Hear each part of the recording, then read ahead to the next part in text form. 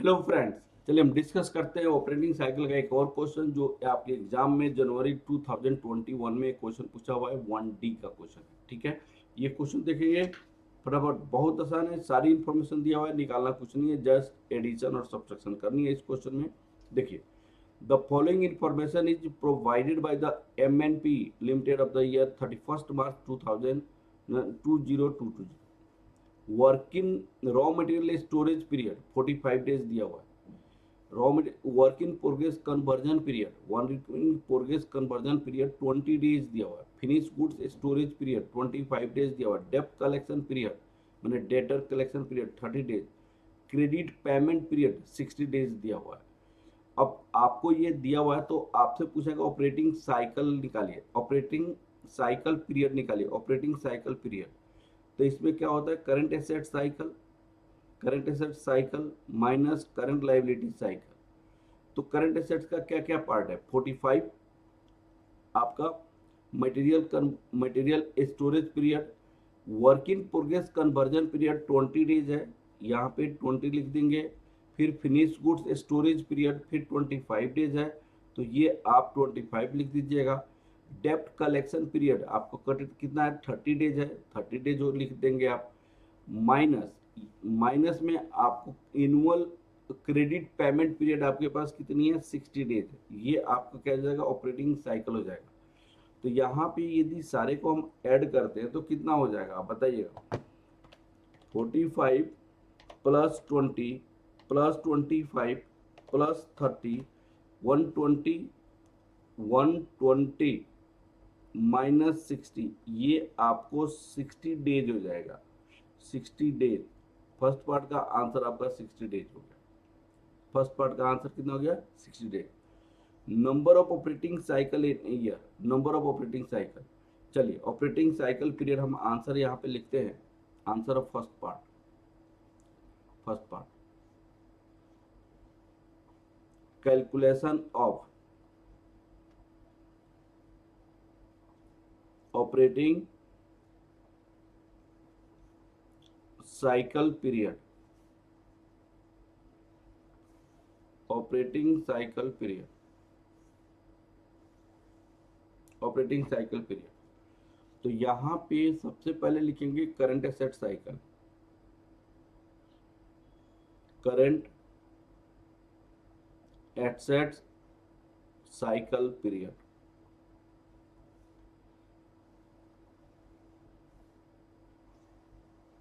Current asset cycle period, यहाँ पे आपके पास क्या है, raw material storage period, raw material storage period यहाँ पे लिखेंगे कितना दिन है, 45 days, 45 days. Work in progress conversion period, work in progress conversion period, ये आपको कितना, 20 डेज, 20 डेज। फिर आपको फिनिश गुड स्टोरेज पीरियड,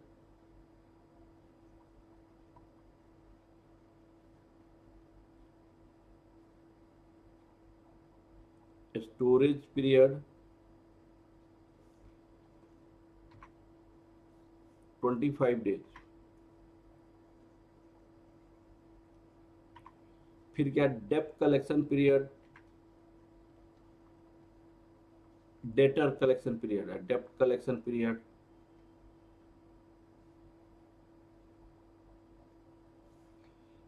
ये आपको 30 डेज लिखा हुआ है, 30 total current assets cycle period, total current asset cycle period 45 plus 20, 25, 120 days, 120 days हो गया। Less current liability cycle period, current liability cycle period. Current liability हमारे पास कितनी दी हुई है, यहाँ पे क्रेडिटर्स पेमेंट पीरियड आपके पास है, creditor payment period, creditor payment period आपको 60 डेज है, 60 डेज। ऑपरेटिंग साइकिल पीरियड कितना हो जाएगा यहाँ पे, operating cycle period 120 days minus 60 days that equal to 60 days. Number of operating cycle आपको कितना होगा, सेकेंड क्वेश्चन में क्या पूछी गई है, number of operating cycle in year. Answer of second part, answer of second part आपको कितना हो जाएगा, number of operating cycle in year, number of operating cycle in a year, एक साल में कितनी ऑपरेटिंग साइकिल होगा, number of operating cycle in year. Number of operating cycle in year का मतलब एक साल में कितने दिन होता है और एक बार ऑपरेटिंग साइकिल होने में कितना टाइम लगता है। तो number of days in a year, number of days in a year whole divided by number of days in a year, whole divided by number of operating cycle period, operating cycle period. आप सुनो, number of days in year कितना दिया हुआ है, question में दिया हुआ है ये। चलो भाई क्वेश्चन को देखो, यहाँ पे कितना लिखा हुआ है, नंबर ऑफ डेज 360, तो यहाँ पे 360 डिवाइडेड बाई 60, तो ये 6 आपको हो जाएगा। Number of operating cycle in year कितना हो जाएगा, 6 हो जाएगा। अब आपका आंसर ऑफ तीसरे पार्ट की आंसर क्वेश्चन में क्या लिखा हुआ है, तीसरे पार्ट की answer, number of operating cycle, amount of working capital required for the company on the cost basis. Cost basis का मतलब आपको यह टोटल कॉस्ट बेसिस नहीं, यहाँ पे कैश कॉस्ट बेसिस, यहाँ पे कैश कॉस्ट बेसिस। तो कैश कॉस्ट बेसिस का मतलब एनुअल ऑपरेटिंग कॉस्ट कितनी है, यहाँ पे 25 लाख है, उसमें आपको डेप्रिसिएशन इंक्लूड है 2,50,000, 2,50,000 डेप्रिसिएशन इंक्लूड है। इस केस में हम कैसे करेंगे, amount of working capital required for the company on cash cost basis,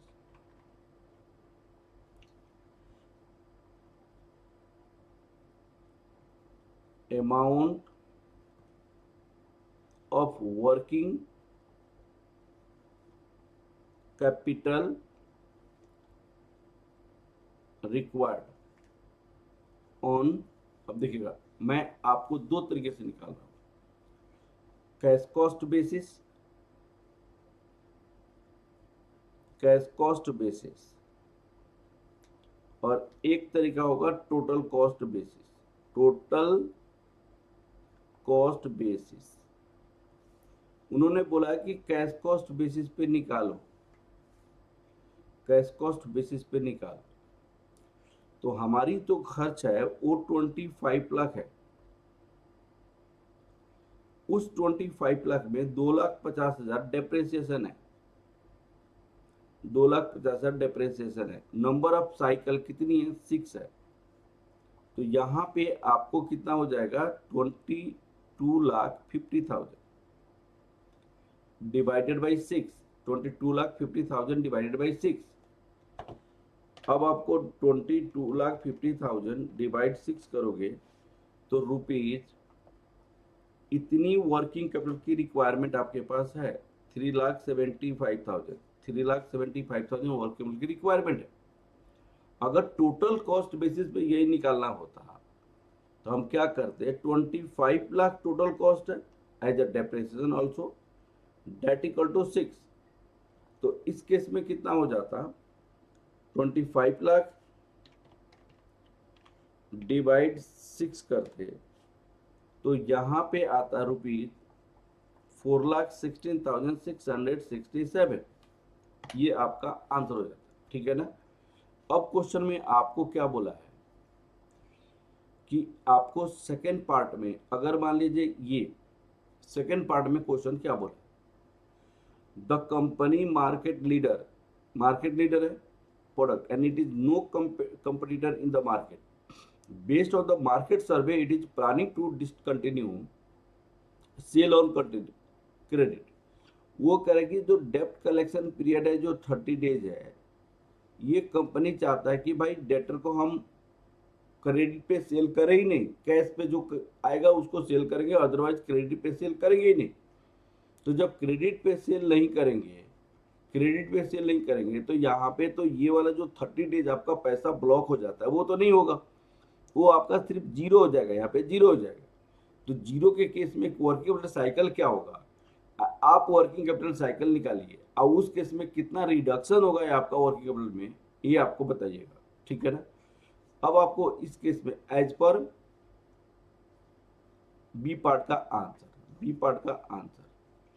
तो बी पार्ट के आंसर में क्या हो जाएगा आपका आंसर ऑफ बी पार्ट,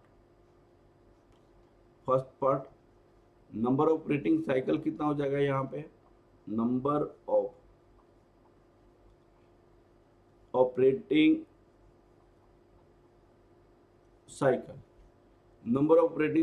कितना, अब देखिएगा 360 डेज हो रहा है, 360 days operating cycle period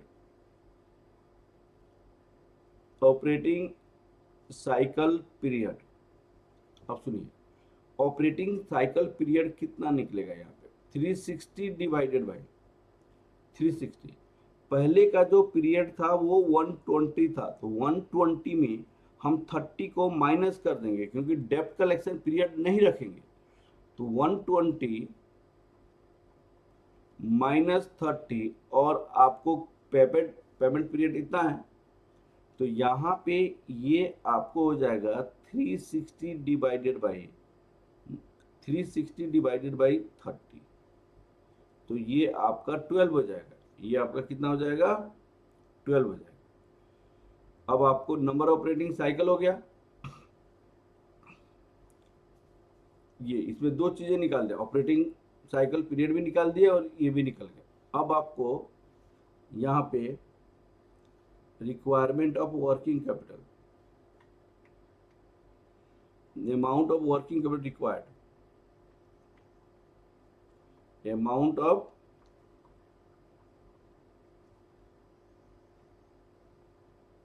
working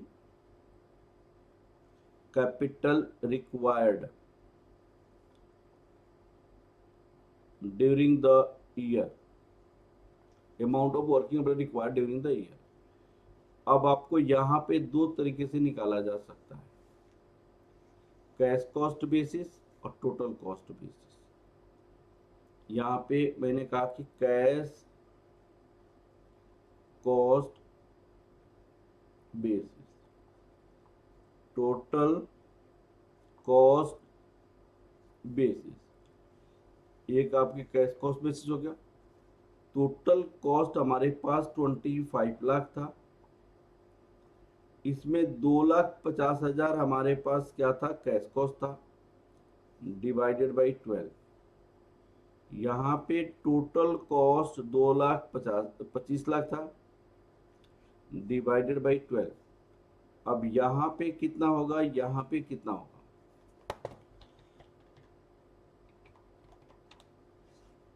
यहाँ पे रुपीज 1,87,500, यहाँ पे 25 लाख डिवाइडेड बाई 12,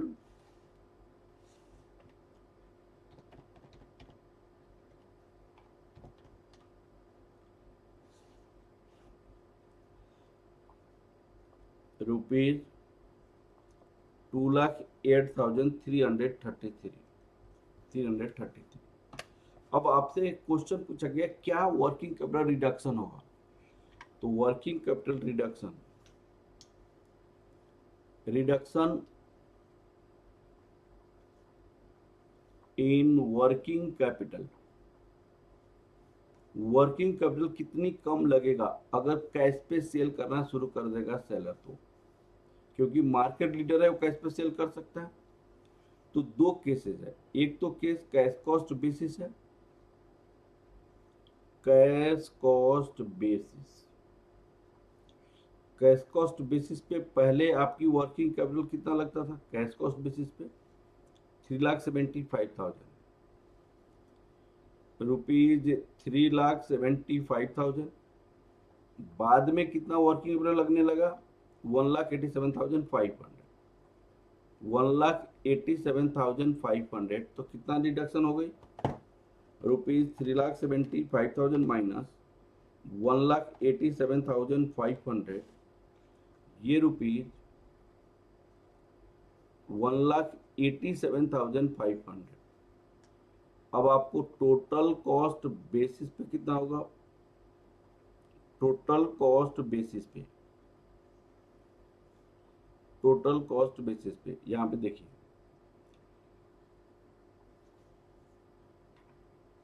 4,16,667, 4,16,667 माइनस, अब आप देखिए यहां पे 2,08,333, 2,08,333। तो आपका कितना हो जाएगा यहाँ पे 4,16,667 माइनस 2,08,333। तो ये हो जाएगा आपका 2,08,333। ठीक है, तो ये भी क्वेश्चन आपका कंप्लीट हो गया।